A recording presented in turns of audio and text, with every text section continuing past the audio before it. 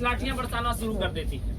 आखिर ये कौन नौजवान है जो घर में पढ़ाई को छोड़कर सड़कों पर लाठियां खा रहे हैं? आखिर लाठी क्या खानी क्या अच्छी बात होती है? वो भी पुलिस से लाठी खानी क्या अच्छी बात होती है? आज ऐसे नौजवानों की जरूरत है जो शिक्षा और रोजगार के मसले को गली मोहल्ले रेलगाड़ियों बसों ट्रेनों में ले जा सके, वरना हमें नौजवानों को आप लोगों की जरूरत है, नौजवान साथियों की जरूरत है, आपके आर्थिक सहयोग की जरूरत है। हम लोग तमाम मसलों पर जब पेपर लीक होता है वहां खड़े होते हैं और कहते हैं कि मतलब एक तो रोजगार नहीं आया, जब रोजगार आया तो पेपर लीक हो गया, और पेपर लीक हो गया तो आप अगर उतरते हैं सड़कों पर तो आप पर ही लाठियां बरसानी शुरू कर दी।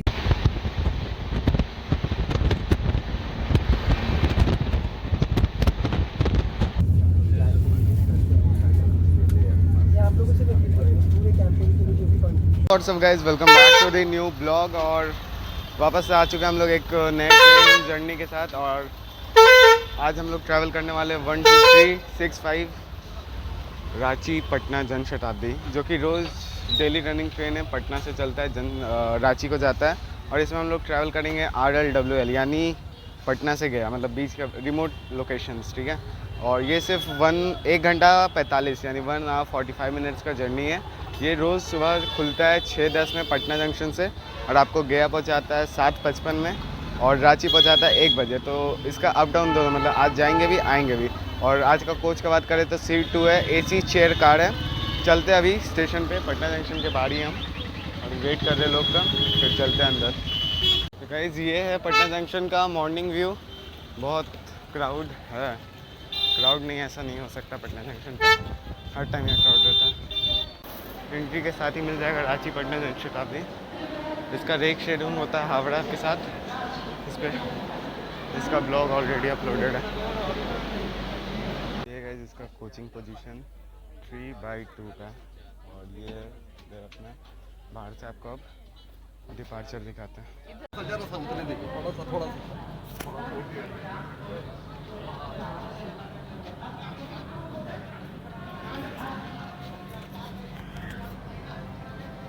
ऑन टाइम 6:10 में डिपार्चर हो चुका है यहाँ से।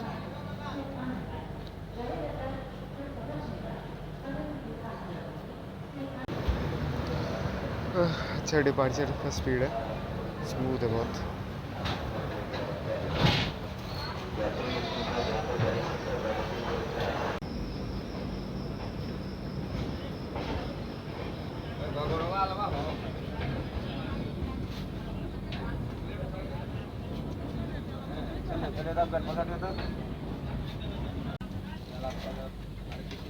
चलते हैं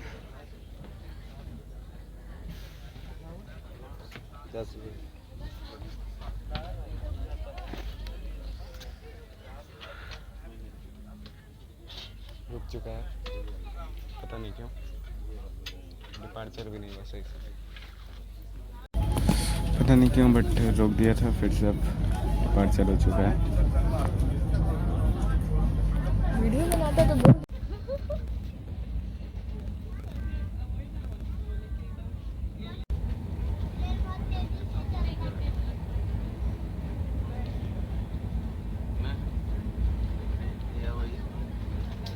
पहले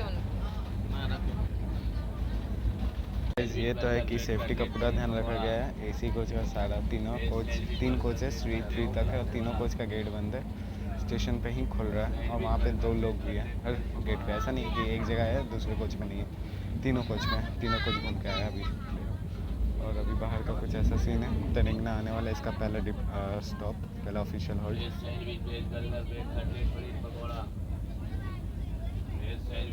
शिक्षा है सबका अधिकार, बंद करो इसका इनकलाब जिंदाबाद जिंदाबाद जिंदाबाद। इस ट्रेन में सफर कर रहे नौजवान, आप लोग सोच रहे होंगे ये कुछ चंद नौजवान हमारी नींद में खलल डालने के लिए किस तरह का नारा लगा रहे हैं। हमारा ये जो नारा है ये तब बुलंद होता है जब कुछ दिनों पहले तड़तड़ा कर लाठियां पड़ने लगती हैं कुछ शिक्षकों पर जो रोजगार मांग रहे होते हैं। आज से 2 महीना पहले यही लाठियां पड़ रही होती हैं पानी बोतल रोजगार के लिए हजारों की संख्या में सड़कों पर उतरते हैं और पुलिस लाठियां बरसाना शुरू कर देती है। आखिर ये कौन नौजवान है जो घर में पढ़ाई को छोड़कर सड़कों पर लाठियां खा रहे हैं? आखिर लाठी क्या खानी क्या अच्छी बात होती है? वो भी पुलिस से लाठी खानी क्या अच्छी बात होती है? ऐसे में साथियों, ये नौजवान भारत सभा के लोग और दिशा छात्र संगठन के लोग दो मसलों पर बात करने आपके बीच आए हैं। आज ऐसे नौजवानों की जरूरत है जो शिक्षा और रोजगार के मसले को गली मोहल्ले, रेलगाड़ियों, बसों, ट्रेनों में ले जा सके, वरना ये जो हमारा मुद्दा है, जो हमें एक मनुष्य के तौर पे स्थापित करता है, वो गायब सा हो जाएगा। पहले बात करते हैं इस देश में शिक्षा की हालत पर। एक ऐसा देश जिसने कहा था कि शिक्षा सबसे बुनियादी तालीम है, और प्रेमचंद ने 1936 में लिखा कि किसी भी देश में सेना, अफसर, पुलिस के साथ सबसे जरूरी जो चीज है वो है तालीम, और तालीम पर किसी भी देश पे ध्यान देने की जरूरत है। लेकिन आज हमारे देश में दो तरह की तालीम की व्यवस्था है। एक तालीम की व्यवस्था है प्राइवेट तालीम की व्यवस्था, जहां पे आप जिसके पास जितना पैसा है वो खर्च करिए और आपके जेबों का नोट तय करेगा कि आपको किस तरह के, आपके बच्चों को किस तरह का शिक्षा हासिल होगा। दूसरे तरह की तालीम है एक सरकारी स्कूल की तालीम, जिसमें आप देखिए किस तरह की गुणवत्तापूर्ण शिक्षा है। कोई भी व्यक्ति सरकारी स्कूल का नीला और ड्रेस पहनने के लिए आप देखिए, किसी बच्चे को पहनाइए, उसको शर्म महसूस होती है कि हम इस स्कूल में जा रहे हैं। आप देखिए एक ऐसा देश जिसने 1986 में कहा कि हम एजुकेशन तालीम पर 6% खर्च करेंगे, लेकिन आप बताइए कि कौन सा ऐसा साल रहा जिस समय 6% एजुकेशन का खर्च हुआ। अभी तक जो सबसे हाईएस्ट बजट पे खर्च है वो 4% है। एक ऐसा देश जो 6% नहीं कर पा रहा है, वहां पे शिक्षा की हालत क्या होगी? और जब शिक्षा की हालत ही बर्बाद है, जब शिक्षा को प्रॉफिट के तौर पे स्थापित कर दिया गया है, तो उस शिक्षा में आखिर क्या ऐसा नया होगा जो दुनिया और विश्व और भारत को आगे ले जा सकता है? सैंडविच, बर्गर, आप देखिए एक ऐसा समय था जब भारत के बच्चों को स्कॉलरशिप दिया जाता था। आज भारत के भविष्य को लोन दिया जाता है, और यह स्थापित कर दिया गया है कि स्टूडेंट क्रेडिट कार्ड नहीं है, मतलब उसको लोन नहीं दिया जाना चाहिए, वो स्कॉलरशिप उसका हक है। लेकिन स्कॉलरशिप को काट करके आज से परसों की खबर है ये कि जो बच्चे हायर एजुकेशन हासिल कर रहे हैं, जो देश के लिए रिसर्च कर रहे हैं, देश को आगे बढ़ाने का काम कर रहे हैं, उनका फेलोशिप रोक दिया गया है। कितने महीनों से उनको फेलोशिप नहीं मिल रहा है, और वो आज बच्चे कैमरे के सामने आकर ये कहने को मजबूर हैं कि हमारा नाम ये है और हमारा फेलोशिप रोक दिया गया है। तो आप सोचिए कि किस तरह की है। अब दूसरी बात, शिक्षा हासिल कर लेने के बाद हमारी स्थिति क्या होती है कि हम रोजगार की बात करते हैं, लेकिन इस देश में रोजगार की हालत क्या है? 75 लाख वैकेंसियां खाली है पूरे देश के सरकारी विभागों में, लेकिन उनको भरा नहीं जा रहा है। जिस ट्रेन में आप सफर कर रहे हैं उसमें 12 लाख वैकेंसियां खाली है, नहीं भरा जा रहा है। जिस यूनिवर्सिटी में हम लोग हैं, हम लोग पटना यूनिवर्सिटी के छात्र हैं, पटना यूनिवर्सिटी में स्टाफ की संख्या, स्टाफ अभी हड़ताल पे थे, जो जितने भी स्टाफ है वो बूढ़े पड़ चुके हैं, नए स्टाफ की भर्तियां नहीं हो रही। तो आप ऐसे में देखिए कि किस तरह की स्थिति है। अगर हम लोग को रोजगार देना नहीं है तो ये पढ़ाई क्यों चल रही है? जब प्रोफेसर की भर्ती नहीं करनी है तो आखिर हायर एजुकेशन में पढ़ाई क्यों, एमए क्यों हो रहा है, पीएचडी क्यों हो रहा है? किस तरह की ये बात है? आज प्रोफेसरों को एडहॉक और गेस्ट फैकल्टी के तौर पर स्थापित कर दिया गया है कि आप परमानेंट नहीं हो सकते हैं। जिस प्रोफेसर कि अपने गर्दन पे तलवार लटक रही होगी, कल वो रहेगा कि नहीं रहेगा, वो किस तरह की शिक्षा हमको दे सकता है? तो ऐसे देश में जब शिक्षा और रोजगार दोनों प्रॉफिट के मत्थे चढ़ चुके हैं, देखते पहला वो आ चुका है, पहला अपना हॉल्ट आ चुका है, और यहाँ से डिपार्चर भी हो गया। हम ये रिकॉर्ड करते करते देखे नहीं, क्योंकि हमको लगा था बड़ा स्टेशन होगा, लेकिन छोटा सा, कोई बात नहीं। आप ये बात सुनो, सरकारी स्कूल में कहीं पढ़ाई होती है? हम पूछना चाहते हैं कि केंद्रीय विद्यालय, सैनिक विद्यालय, नवोदय विद्यालय, ये भी तो सरकारी विद्यालय है, इनमें क्यों पढ़ाई हो रही है? तो मसला सरकारी होने का नहीं है, मसला है बर्बाद करने का। जब तक आप सरकारी विद्यालयों को, कॉलेजेस को, यूनिवर्सिटी को बर्बाद नहीं करेंगे, तब तक आप कैसे स्थापित करेंगे ऐसे बड़े बड़े जो प्राइवेट स्कूल हैं, प्राइवेट यूनिवर्सिटी हैं? जब तक पीएमसीएच का नाम पेशेंट मरना चाहता है नहीं होगा, तब तक ये जो बड़े बड़े हॉस्पिटल हैं वो तब तक स्थापित नहीं हो सकते। जब तक आप बर्बाद नहीं करेंगे जितने भी सरकारी विभाग हैं, जितने भी सरकारी स्कूल हैं, जितने भी सरकारी हेल्थ के जो भी है, जब तक वो बर्बाद नहीं होंगे, ये जो प्राइवेट चीजें वो पनप नहीं सकती हैं। प्राइवेट जो चीजें हैं वो सरकारी संस्थानों के खंडहर मलबे पे खड़ा है। हम आपसे अपील करेंगे कि नौजवान भारत सभा और दिशा छात्र संगठन सिर्फ ये बात नहीं करता है कि सरकार क्या नहीं कर रही है, हम ये भी बात करते हैं इसके लिए सामूहिक रूप से खड़ा होना होगा। रूसों ने आज से 300 साल पहले कहा था कि पावर लोगों में होती है, लेकिन आज ये कैसा हुक्मरान है, ये कैसा निजाम है जो हमको बता रहा है कि लोगों को क्या करना चाहिए। ऐसे देश में हमको ये बात करनी होगी कि ये देश के भविष्यों से चलेगा और ये देश का भविष्य डिप्रेशन में नहीं, जुआ खेलने में अपना समय बर्बाद नहीं करेगा। जो हमारा हक है वो लेकर रहेगा। और ऐसे में हमें नौजवानों को, आप लोगों की जरूरत है, नौजवान साथियों की जरूरत है, आपकी आर्थिक सहयोग की जरूरत है। हम लोग तमाम मसलों पर जब पेपर लीक होता है वहां खड़े होते हैं और कहते हैं कि मतलब एक तो रोजगार नहीं आया, जब रोजगार आया तो पेपर लीक हो गया, और पेपर लीक हो गया तो आप अगर उतरते हैं सड़कों पर तो आप पर ही लाठियां बरसानी शुरू कर दी जाती है। ये तड़तड़ा कर जो लाठियां बरसती है तब तो याद नहीं आता है लोकतंत्र, तब तो गणतंत्र नहीं याद आता है। ऐसे में हमको बात करने की जरूरत है कि आज ऐसा एक टोला होना चाहिए जो लोगों के बीच उनके असली मुद्दों पर बात कर सके। चाहे वो नीट का मसला हो, 2024 में जब पेपर लीक हुआ था, हम लोग दिल्ली के जंतर मंतर पर आंदोलन किए थे। आप देखिए कि हम लोग पटना के लोग हैं और पटना में हम लोग भगत सिंह पुस्तकालय चलाते हैं, जहाँ पे वहाँ के बच्चों को पढ़ाने का काम करते हैं। अभी 3 जून से जो भी पटना में लोग रहते हैं उनको हम आमंत्रित करते हैं। 3 जून से हम लोग बच्चों के लिए समर कैंप आयोजित कर रहे हैं, जो भी वहाँ के बच्चे सरकारी स्कूलों में पढ़ते हैं उनके लिए। तो हम आपसे अपील करते हैं कि आप वहाँ आए। इसके साथ साथ हम आपसे कहेंगे कि जो पर्चे आप तक पहुंचे उन पर्चों को आगे बढ़ाने के लिए आप लोग आर्थिक सहयोग कीजिए, और जो पुस्तकालय हम चलाते हैं उन पुस्तकालयों को और बेहतर तरीके से उन बच्चों को किताबों, अगर आप किताब दे सकते हैं तो किताब दीजिए, आप आर्थिक सहयोग कर सकते हैं, आर्थिक सहयोग कर सकते हैं। अगर आप उन बच्चों को पढ़ाना चाहते हैं, अगर आप अपना समय दे सकते हैं तो समय भी दीजिए। इतनी बात है। बाकी हमारे साथी आपके बीच नंबर लेके जाएंगे, आप अपना संपर्क नंबर दीजिए। शुक्रिया। इनकलाब जिंदाबाद।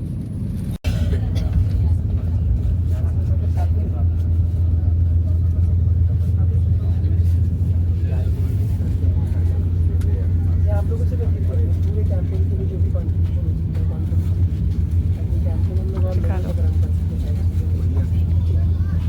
सो गाइस 29 किलोमीटर का जर्नी तय करके हम लोग पटना से तरिंगना क्रॉस कर चुके हैं। मतलब तरिंगना में रुका हुआ था, लेकिन हमको लगा शायद कुछ हुआ होगा, टेक्निकल हॉल्ट होगा, लेकिन ऐसा कुछ नहीं था। मतलब जब स्टेशन से जब ट्रेन निकला तब पता चला कि ये तरिंगना था। और अब आने वाला है जहानाबाद, जो कि 45 किलोमीटर में है। उसके बाद फिर सीधा गया जंक्शन है, और गया में जहानाबाद में रुकेगा 2 मिनट और गया में रुकेगा 20 मिनट, क्योंकि वहाँ पे इसका लोकोमोटिव चेंज होगा। अभी इस डायरेक्शन में जा रहा है, फिर इस डायरेक्शन में जाएगा। तो जहानाबाद आता है तो आपको दिखाते हैं, ठीक है। बाहर का व्यू अभी कुछ ऐसा है, मतलब सिर्फ गाँव वगैरह टाइप का है।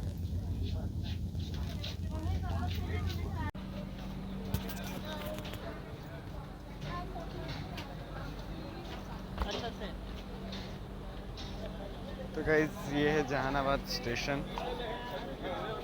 सबसे पीछे वाला कोच है।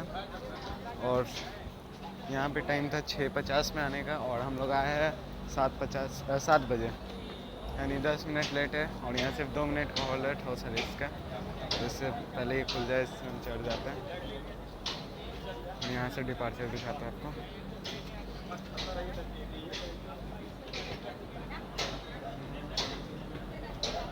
ये कोच खाली है।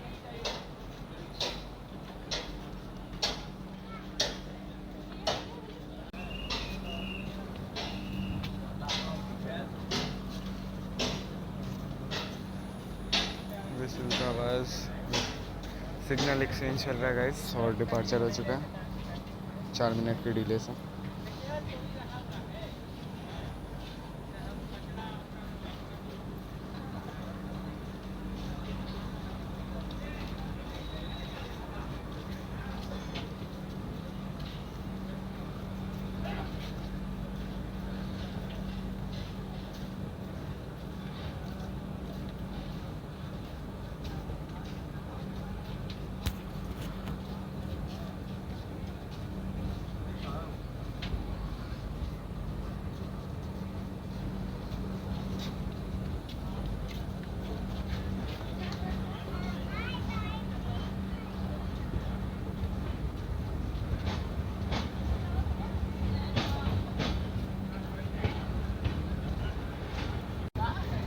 प्लेटफॉर्म से निकले भी नहीं है तब भी इतना स्पीड में। एग्रेसिव है भाई, बहुत 7-4 हो रहा है। यहाँ पे भी ज़्यादातर मेमू कहीं है, एक सिलीगुड़ी पटना एक्सप्रेस।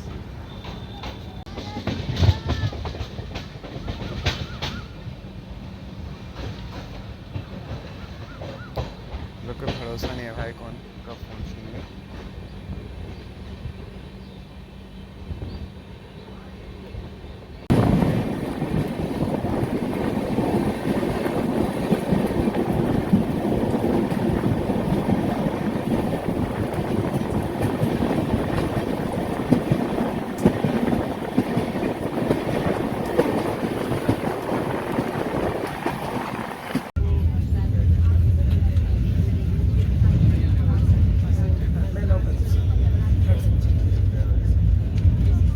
इसके साथ हो चुका है स्कैम। ये ली ये इसका कहाँ गया तुम्हें सही नहीं फिर ये रहेगा।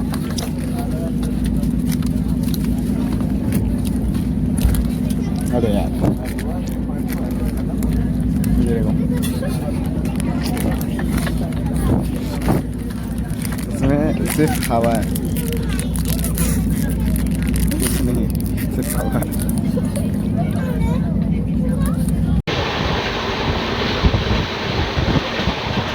ओवरटेक कर रहे गाइस।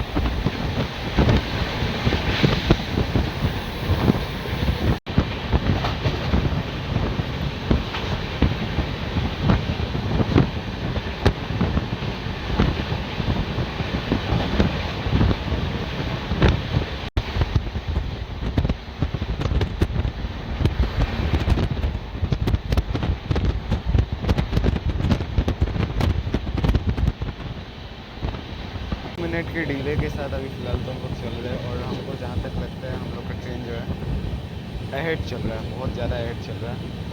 ज़्यादा तो नहीं, मतलब 10-15 मिनट अहेड चल रहा है, क्योंकि अभी इसका एक लास्ट हॉल्ट आने वाला है और टाइम भी नहीं हुआ, लास्ट हॉल्ट आने वाला है, उसके बाद फिर वो सीधा गया ना जाएगा।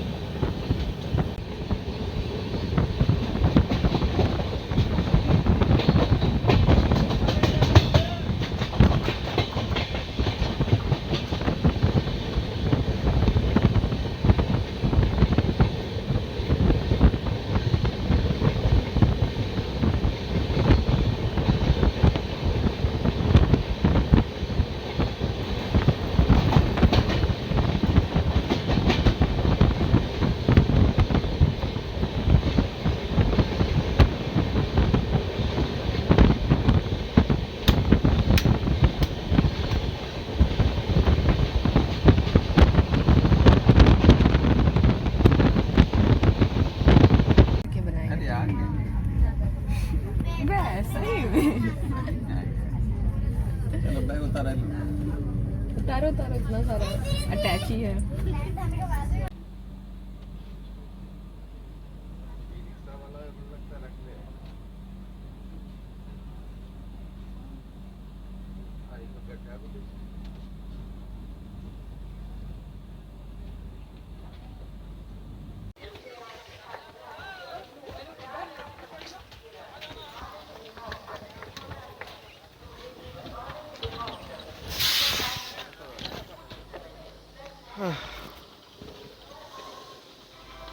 गया डेवलपमेंट, गया जंक्शन रीडेवलपमेंट का यहाँ पे काम चल रहा है, इसलिए यहाँ पे इतना ख़राब रोड है।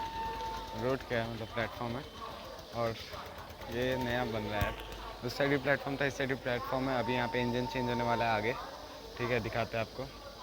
और thank you so much for watching this blog. Hope कि आपको अच्छा लगा होगा। अच्छा लगा तो लाइक करना, सब्सक्राइब करना। मिलते हैं नेक्स्ट वीडियो में।